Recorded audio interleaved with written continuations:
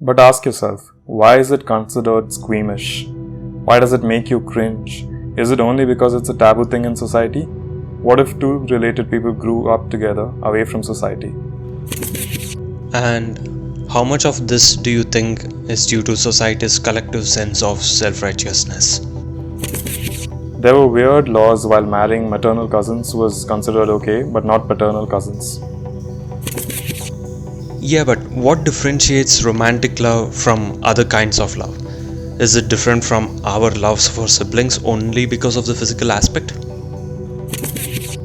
There were these Taiwanese couples formed in the 1800s called minor couples, wherein the future spouse of a child would be decided.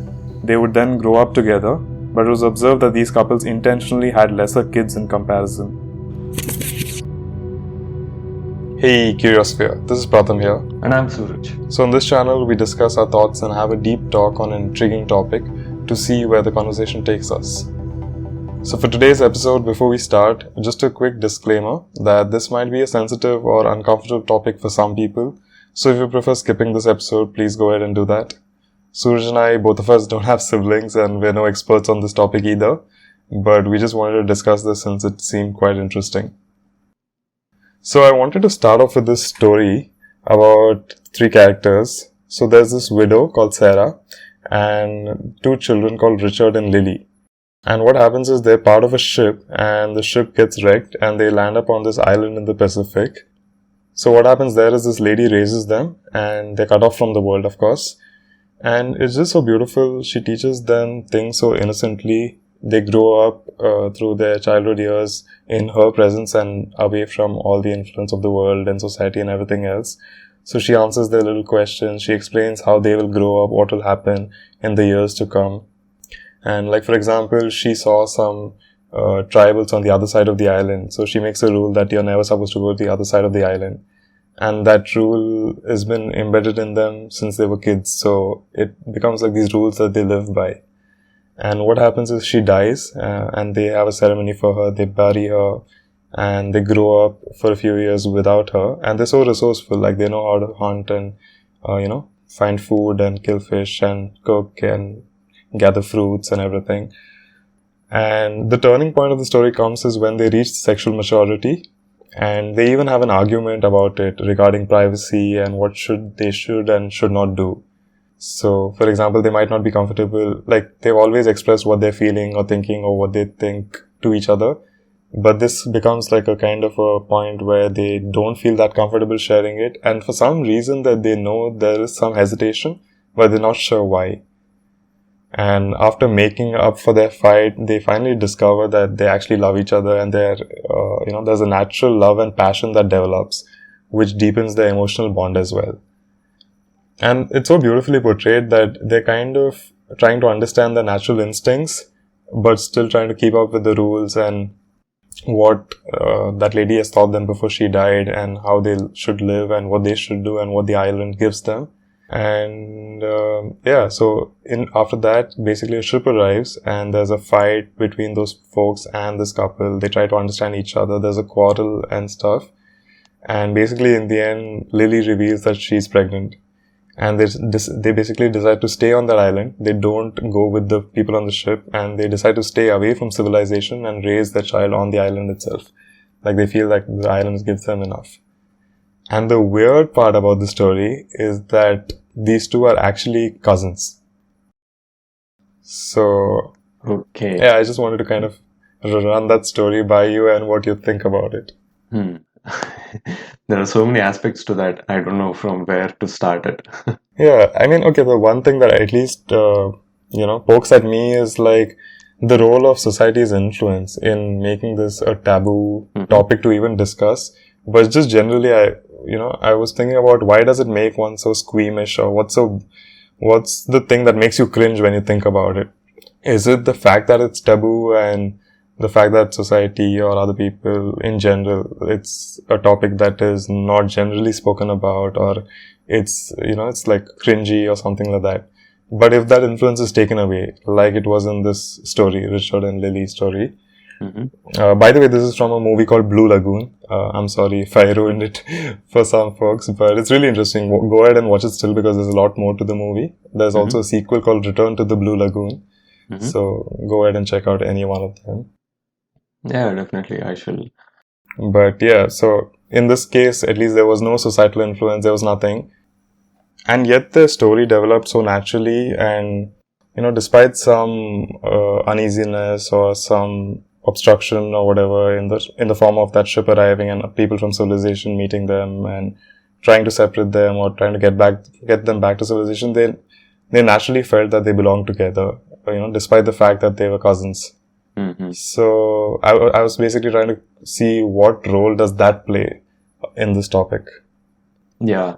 So as you mentioned, one important point was the societal influence. Definitely, like if a group of people, if a large group of people think that something is wrong or something is morally incorrect, then it definitely can have influence on others.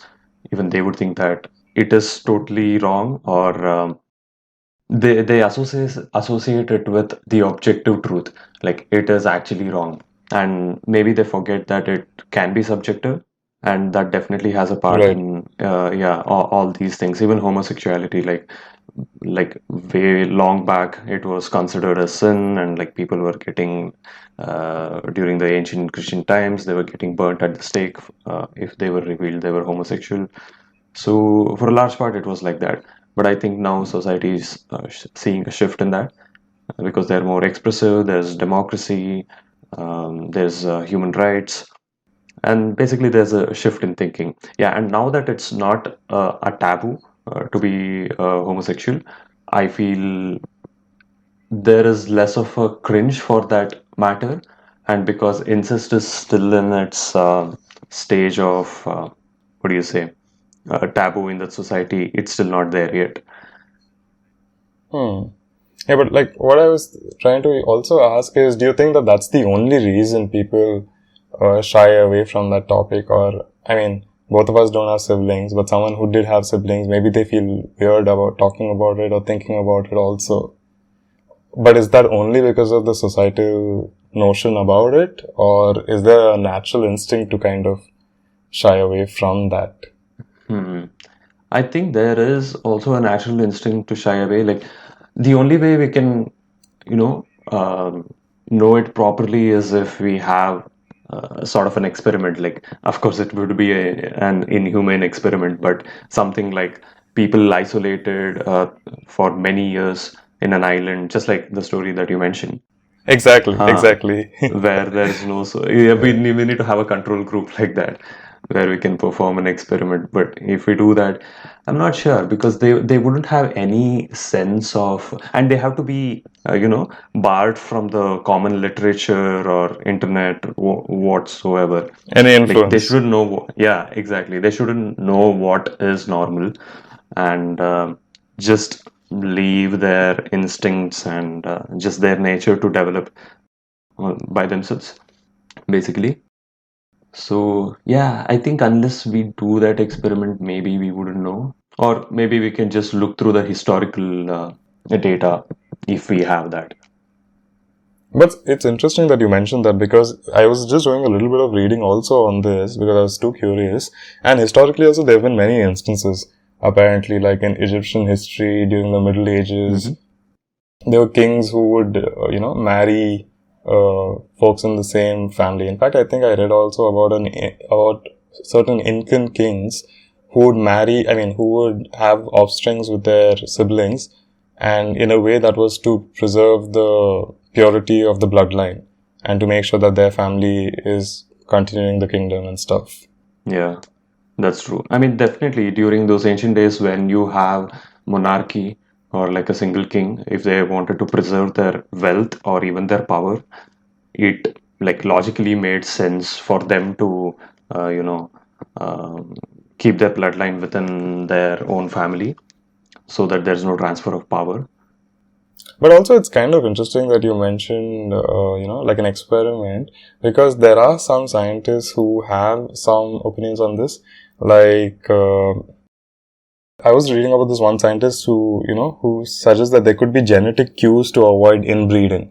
Like, for example, one of the reasons that you do look similar and you have a similar scent or something, even psychologically, it could be to make sure that you don't end up breeding with the person of your family or of your relative.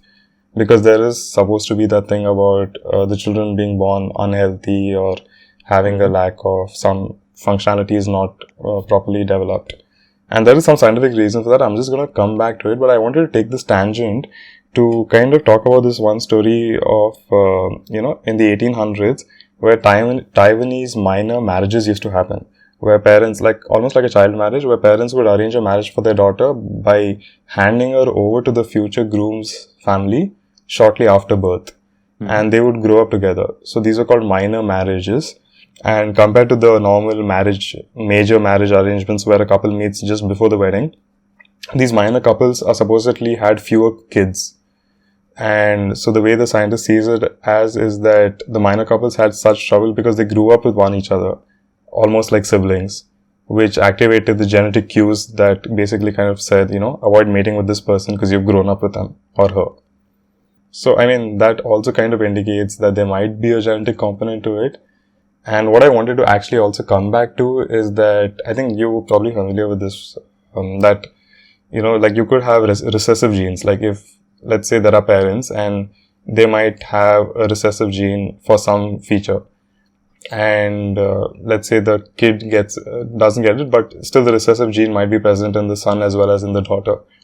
And if they both get together, then their offspring might end up with the recessive gene from both of them. So which might impact some functionality and they might become in some way, physically handicapped or something. Have you come across that? Yeah, definitely. So, whenever I'm having a discussion or like whenever there is a discussion regarding this topic, for me, it's almost a given that the people involved in such a relationship, they know the dangers and the risks of having a child. So that is, for me, is that topic is off the table. Because again, there's no point in lingering on it too much because that's a given. Like they should be knowing about the risks. So apart from that, I wanted to discuss the other ethics of it, of that topic.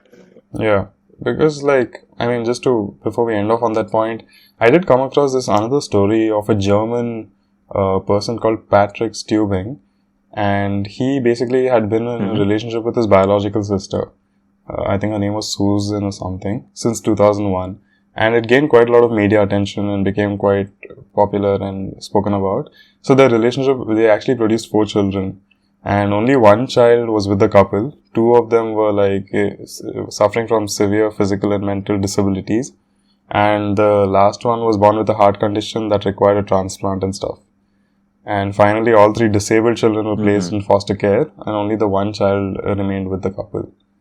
So, that may be a very extreme case, but I think it does kind of support that argument. Yeah. No, but that's really interesting because if you think historically, I thought, as you said, it could be an extreme case because thinking historically with Egyptians and not just Egyptians, there are other civilizations which practice this. I don't think they would have had like every offspring wouldn't be, like that. I'm guessing Yeah. because otherwise they couldn't, continue their bloodline or give power, transfer of power to them. Yeah. But yeah, there definitely is a risk about that. So anyway, so which is quite obvious, and for many people listening in also, they might be aware of this fact. So I wanted to still discuss about the incident that you mentioned. That was pretty interesting for me when minors were married and they lived with their significant other for the most parts of their childhood. It's kind of like that experiment we were talking about. But still, I feel they still would have the influence of society, where in that society, having a relationship with a sibling is unheard of. And probably because they were living with with the other person for so long, they probably developed a sibling sort of a relationship with them. And so I still don't think it's a maybe a proper experiment for that. Yeah, for sure. But I mean, it was just interesting to kind of, Hmm. go over that. Yeah, definitely. Yeah. So we were also talking about like historically, like Egyptians and stuff. And I wanted to also kind of talk about the Greek culture where there's kind of like contradictory themes where there are lot of, there is a lot of characters known to have had relations with their own either siblings or relative or even, parents or children. But there are these other stories Hmm. in the same mythology, like for example, the story of Oedipus. I'm not sure if you're familiar with it. I am not. Okay, so it's one of those, like this really long Greek story. It's like very old and it's really long. It's like one of those classics. You would have come across probably, just don't remember it. But basically, this guy Oedipus, he fulfills a prophecy unknowingly, where he ends up having relations with his own mother, and not knowing that she was his mother. Okay. And then, Hmm. out of disgust, like she hangs herself, and he blinds himself because he can't afford to look at himself anymore, or something like that. So there's like contradictory themes where people have gone through with it and it's not been like, people have not gone against it and stuff. Yet there are these stories also where it's like absolute no kind of a vibe over there. Hmm. And like I also came across these historically nuanced laws where it's like weird laws. I think I also want to talk about what today's laws say, but some of these laws historically they're like, maternal cousins can marry, but paternal cousins cannot. Really? Yeah, it's so weird, right? Yeah. Like, if you have a different surname, then that's fine. But if you have the same surname, like paternal side, then you're not supposed to marry or have any relations or something. Maybe there's Oh. a reason for it, I'm not sure, but Yeah, I was gonna ask if there's a biological reason for it. Is it based off of a research or? no, I because this is don't think not, so. yeah, because this is not like today's law. So I'm not sure if it is based on any research. It was some historical law that I Hmm. came across. That's weird. Yeah. But even okay, so where do you draw the line? Is it only siblings or your immediate family, or is it even first cousins, like you were discussing in that story, or second cousins? Like, where do you draw the line for that incest to not really be called that anymore, or have the same kind of taboo feeling about it anymore? Yeah, I mean, at least for me, it's an unanswered question, and because we still see in our day-to-day lives, in our society, where your distant relatives gets married, and like everyone is fine with it. So even I don't know where the society in general draws the line. Yeah, Like some of them, when I hear like, or when I tell them that, okay, this is the distant relative, they got married, they were like, oh, but still a relative, right? That's the reaction I get from some people. yeah, Some people are like completely fine with it. So I think again, see, society has a huge impact on it. Like if for sure. most of the people are fine, like yeah, you're also fine. Yeah. Yeah, I mean, it's also the weird thing is it's legal in some countries, like coming to today's laws and what is there. I was surprised to find that it's legal in some countries and not so much in other. And like one weird fact Hmm. that I came across is like in Canada, marriage between uncles and nieces is permitted, and between aunts and nephews is legal. Oh my God, I didn't know that. So yeah, because of this, even I was curious and I was checking in which countries it is legal because I know that some countries it's legal, and apparently even India is one of them. So it's Argentina, Brazil, Oh, India. Yeah. So I'm guessing it's because they don't have anything in the law regarding incest. So it's not like there's no explicit ban on it. I'm guessing that's what yeah, they are probably. considering it as legal. Yeah. Yeah, like no law to penalize that act Exactly. or whatever. And so many countries have something like incest above this age is legal, below this age is not. And yeah. there are laws like that, like specific laws regarding incest. Yeah, even I was saying that it's considered child abuse and stuff for a specific age group, and even though, but it's interesting, like, where do you see that as, what if you make the point that it's two consenting adults, and if they choose not to reproduce, like in the example of that German guy that I was telling you, he finally went ahead and got a vasectomy done, so he can't reproduce anymore. So yeah, it just got me thinking, like, what if that danger is not there anymore? Then it's two consenting adults and they did finally fall in love, and does that part really matter, that they're related in some way, or some distant relatives or cousins or something like that? I mean, it's weird thinking about it, but I'm just trying to think very objectively and, trying to imagine if something like that, like where does society step in over there if it's just two people and it's their wish what they do, right? Like, Yeah. what do you think about that?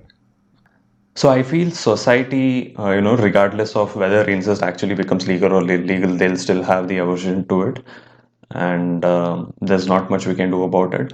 But yeah, I mean, it's an interesting discussion to have on if the offspring thing is taken care of. Like if they don't produce a child, is it still right to do that? Because as we were talking about the rules regarding such a relationship, I think even the rights of such a relationship should be discussed. Like, I want to know, like, why this is not being given the same rights as homosexuality. Because for me, it is like they're not harming anyone and it's consensual, and like they're not forcing any, or they're not promoting or forcing anyone to do it. So I'm seeing like why it's not being given the same rights as homosexuality. That's an interesting thought, actually. Yeah. So maybe if they say that they're not going to have an offspring, or they're just going to adopt and they stick by it, so should we still allow? So that's another question. Yeah, actually. Or shouldn't we allow? Pretty interesting, because, like, I also wanted to kind of pose this, towards the end of the episode, like, does society get to impose laws, or should free will be the highest order, as long as you don't harm anyone? That's the part that I wanted to kind of discuss with you, because we haven't talked about this even, in any of our episodes, or even off episode. But I just wanted to kind of see what you think about that.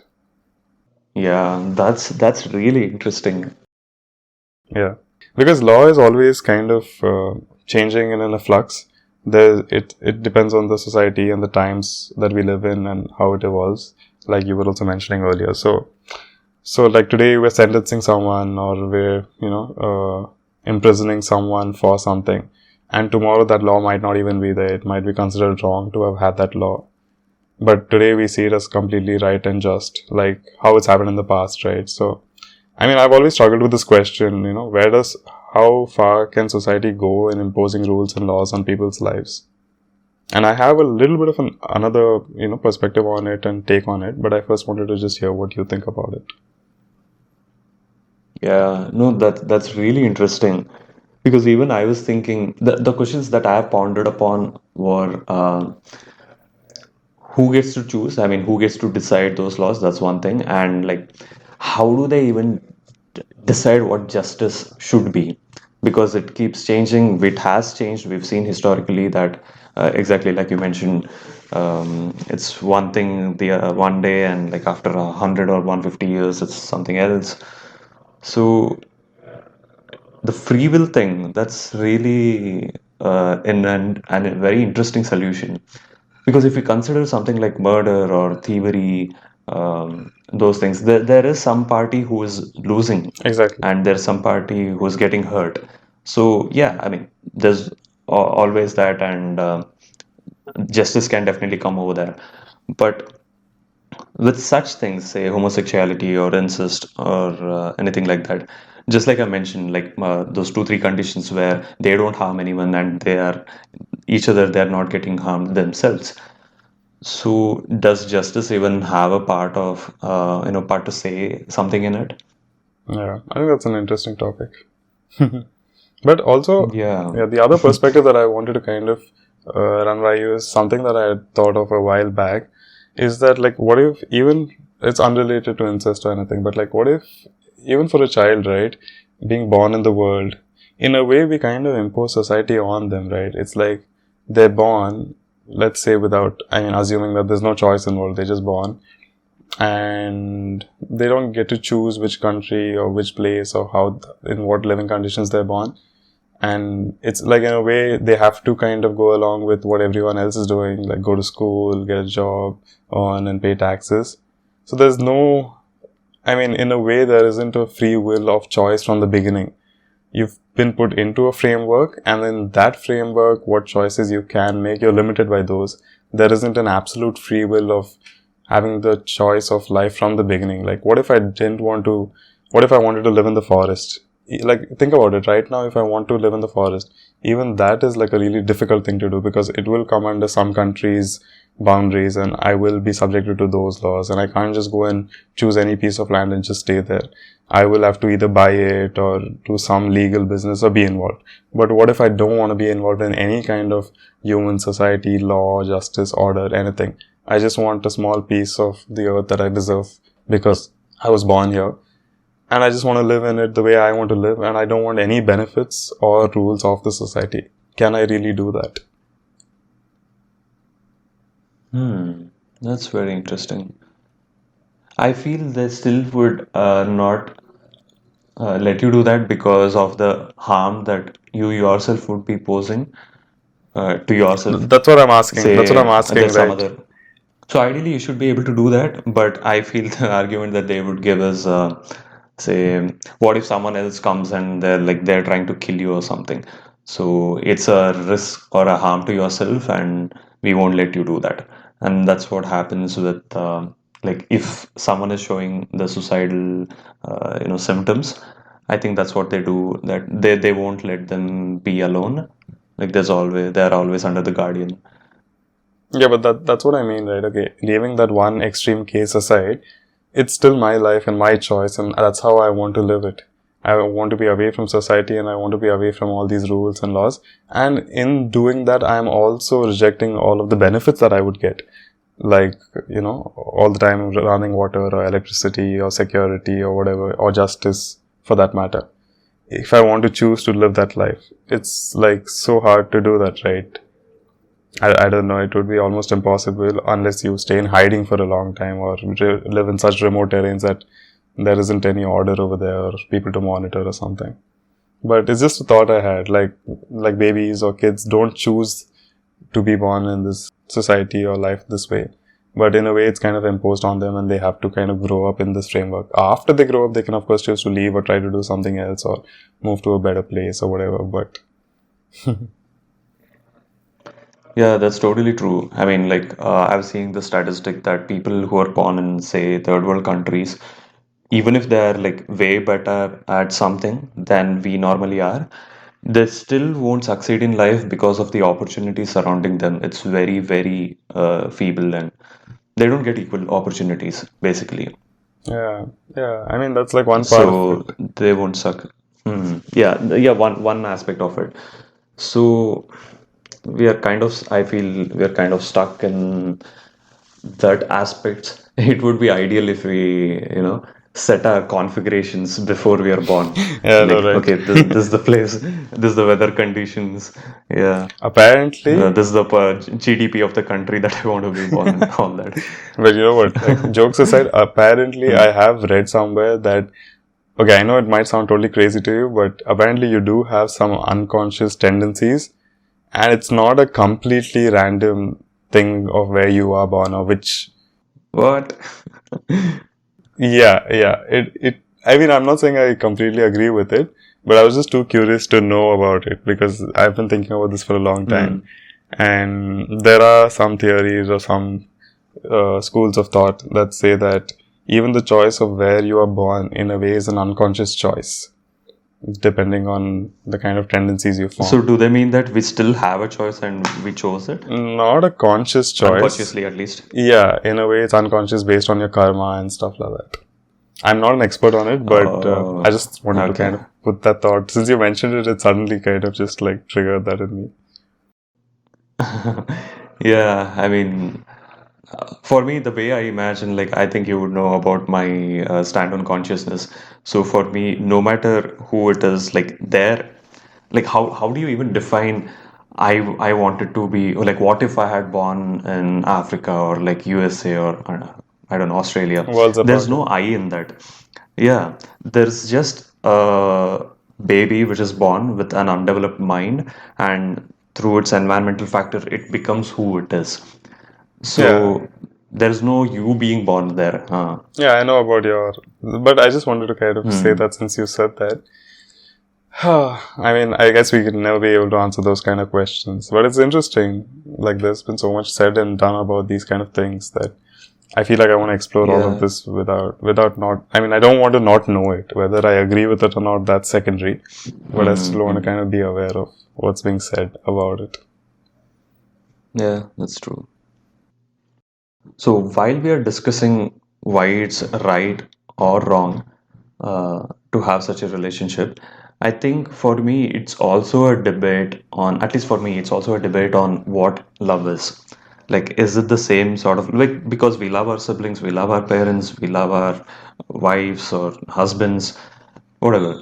So how is it different from the other sorts of love? So, is the physical relationship the only deciding factor on such type of relationships? So, it's interesting for me to think about that, and maybe in doing so, we'll, I don't know, figure out what love is. Well, you love your dog also. You miss that, but Yeah, I mean, yeah. it is interesting. But I guess there's always different dynamics of any. I mean, you could even think about the teacher-student relationship and how different that is. For me, that's like just one thing that has always seemed very different than any other kind of relationship. And yeah, I think when it comes to romantic relationships where there is a physical touch involved and there's more to it, the Mhm. possibilities are more and there's different dimensions involved over there. It does differentiate it sufficiently to give it a different flavor altogether. But yeah, I mean, it is interesting if you question about that. Hmm. Actually, when you were talking about that, I had another question. Let's strip away the physical relationship in the romantic relationship. Would we still call it a romantic relationship? Because you still care for the person, you still do for your sister, you're concerned about them, you are about your sister.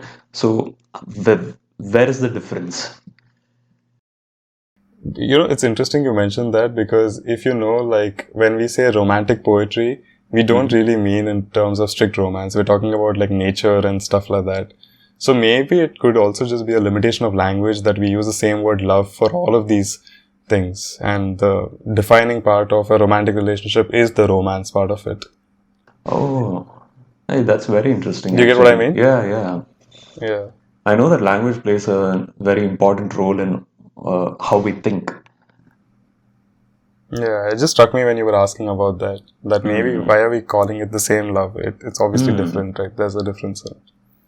So, okay. So this is interesting then.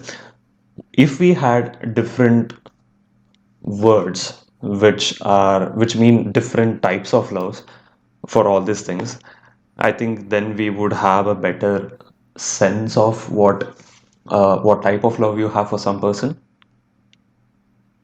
Yeah, it Is could that be. I a mean, it also makes me, uh, yeah, for sure. It'd just be more clearly defined boundaries. But that also makes me think, like, what place would incest have to play in a world like that? Would hmm, it even be accepted to the tiny level that it is right now?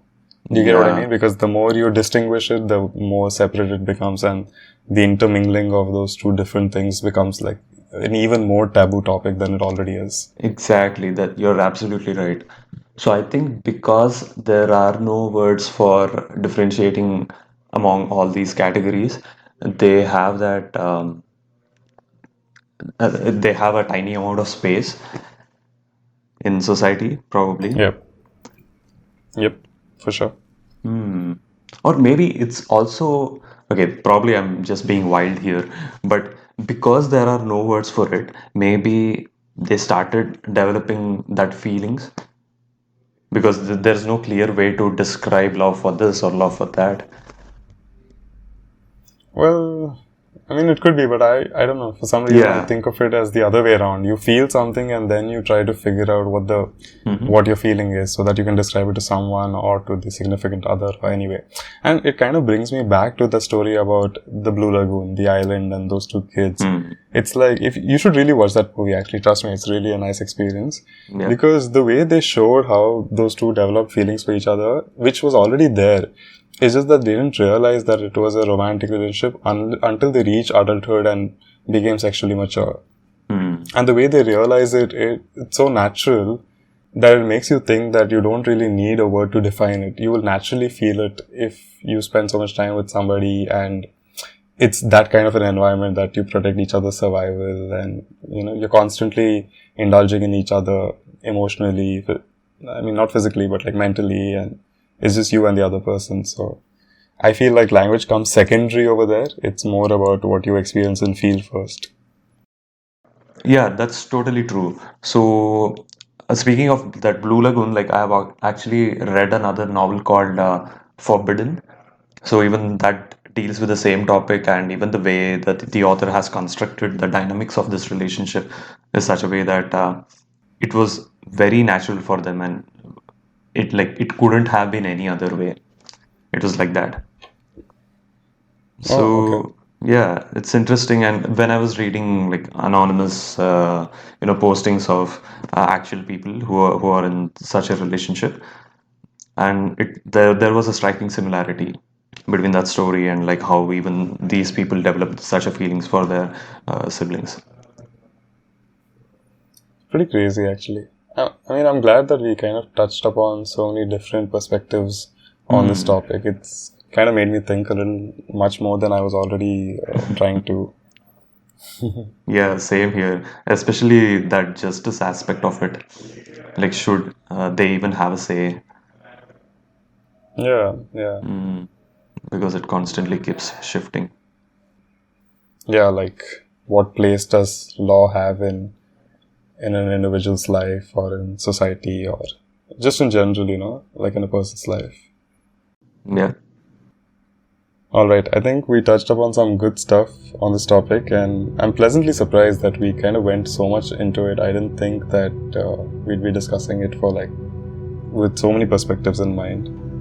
So yeah, also if either of us said something that might be a bit offensive or something, our apologies for that.